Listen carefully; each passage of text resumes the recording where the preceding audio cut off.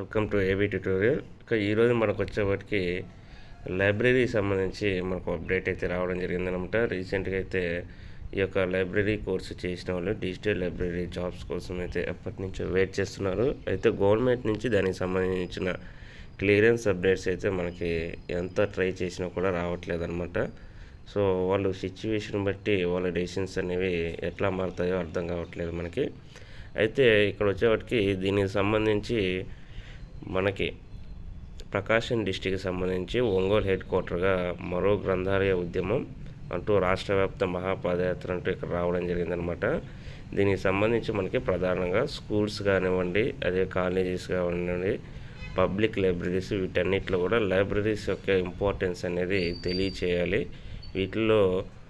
వీటి మనుగడ ఏ విధంగా కాపాడాలి, అదేవిధంగా వేకెన్సీస్కి సంబంధించి ఫుల్ ప్లెడ్జ్డ్గా ఉంటేనే గ్రంథాలయ యొక్క నిర్మాణం అనేది చాలా చక్కగా ఉంటుందంటూ కూడా వీరు వివరించడం జరిగిందనమాట. దానికి సంబంధించి మనకి ఒక అప్డేట్స్ అయితే ఇక్కడ ఇవ్వడం జరిగింది. చాలా క్లియర్గా ఇంపార్టెంట్ ఇన్స్ట్రక్షన్స్ అనమాట.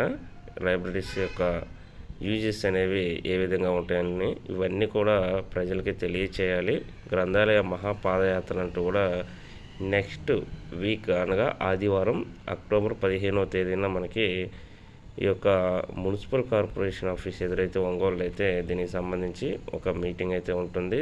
ఆ యొక్క మీటింగ్లో లైబ్రరీ ఆస్పిరెంట్స్ ఎవరైతే ఉంటారో వాళ్ళందరూ పాల్గొని మీ యొక్క అడ్వైజెస్ ఇవ్వవచ్చు అనమాట.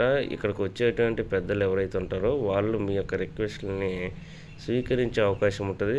ఏదైనా ఇన్ఫర్మేషన్ తెలియనట్లయితే వీరి దగ్గర నుంచి మనం తెలుసుకోవడానికి కూడా అవకాశం ఉంటుంది అనమాట. సో సాయంత్రం 3 గంటలు అయితే ఈ యొక్క పాదయాత్ర స్టార్ట్ అవుతుందంటూ కూడా రావడం జరిగింది. మనకి నెంబర్స్ కూడా ఇవ్వడం జరిగింది. సో ఎవరైతే ఈ యొక్క కోర్సు చేసి వెయిట్ చేస్తున్నారో వాళ్ళకైతే ఇదొక ఊరట లాంటిదని మనం చెప్పవచ్చు, హోప్ని కలిగించేదనమాట.